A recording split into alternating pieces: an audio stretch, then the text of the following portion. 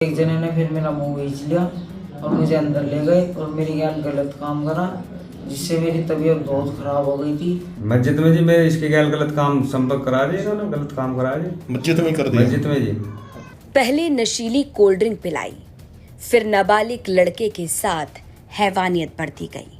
ये सारा खेल कहीं और नहीं बल्कि मस्जिद के अंदर होने का आरोप लगाया जा रहा है।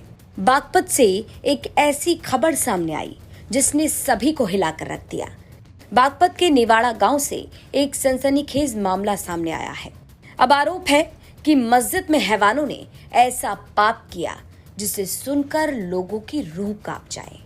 दरअसल 20 जुलाई 2025 को तकिए वाली मस्जिद में चल रही इस्लामिक जमात में पीड़ित किशोर भी शामिल हुआ था। अब आरोप है कि इसी जमात में शामिल 2 दूसरे नाबालिग लड़कों ने पहले किशोर को बहलाया, फुसलाया और फिर उसे नशीली कोल्ड ड्रिंक पिलाकर बेहोश कर दिया। आरोप है कि बेहोश होने के बाद दरिंदगी का खेल शुरू हुआ। अब आरोप है कि दोनों ने बारी बारी से नाबालिग पीड़ित के साथ में अननेचुरल रेप किया। जानकारी के मुताबिक जब नाबालिग पीड़ित की तबीयत बिगड़ी तो बात घर तक पहुंची, जिसके बाद परिजन सीधा मस्जिद पहुंचे। बेहोशी की हालत में किशोर को घर तक लाया गया। जब होश आया तो उसकी आपबीती सुनकर परिजनों के होश उड़ गए। आप भी सुनिए कि नाबालिग पीड़ित लड़के ने क्या कुछ बताया। तो करीब 9 बजे कोल्ड ड्रिंक लाई, उन्होंने मुझे पिलाई और जी उससे मैं नशे की हालत में हो गया थोड़ा सा, और एक जने ने फिर मेरा मुंह खींच लिया और मुझे अंदर ले गए और मेरे ज्ञान गलत काम करा, जिससे मेरी तबीयत बहुत खराब हो गई थी। तबीयत खराब हो गई थी मेरी बहुत ज़्यादा, जिससे फिर मैंने घर बताया। फिर उन्होंने हमारे पे दबाव डाला, ना तुमने रिपोर्ट करी तो तुम्हें पीटेंगे। इस वजह से हमने 25 तारीख को रिपोर्ट लिखवाई और मेडिकल करवाया। लेकिन हैरानी की बात देखिए, जब परिवार न्याय की ओर बढ़ा तो मस्जिद से जुड़े कुछ लोगों ने मामले को दबाने की कोशिश की। आरोप है कि दबाव बनाया गया कि रिपोर्ट दर्ज ना कराई जाए, पुलिस तक ना जाया जाए और समझौता कर लिया जाए। लेकिन परिजन पीछे नहीं हटे, हिम्मत दिखाई और 5 दिन बाद 25 जुलाई को शहर कोतवाली में हैवानियत को अंजाम देने वाले दोनों आरोपियों के खिलाफ मुकदमा दर्ज किया गया। ये 3 दिन की जमात में गए थे, वहाँ से जाके ये रात को इसके गैल जो है नींद पीने की गोली थी, मैं उस सुबह पता लगा।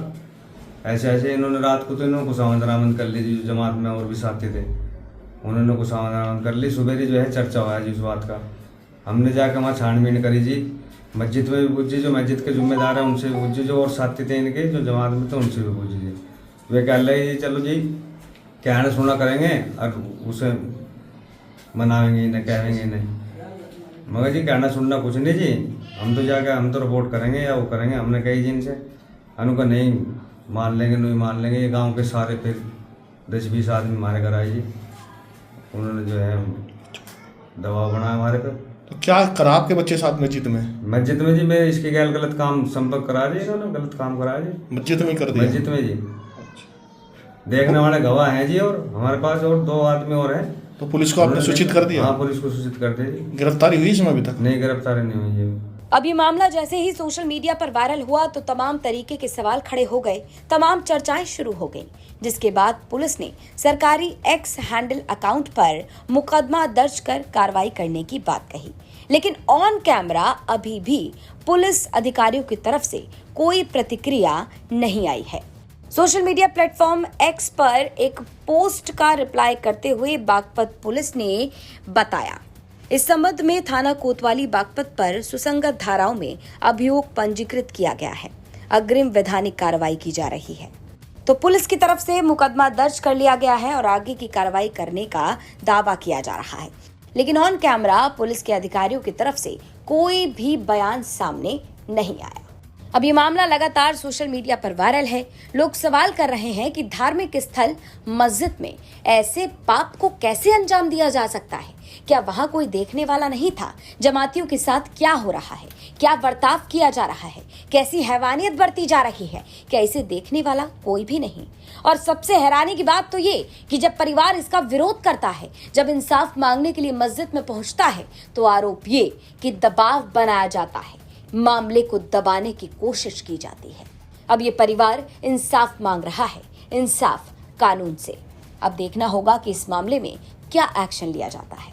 बागपत से मनुदेव उपाध्याय की रिपोर्ट, यूपी तक।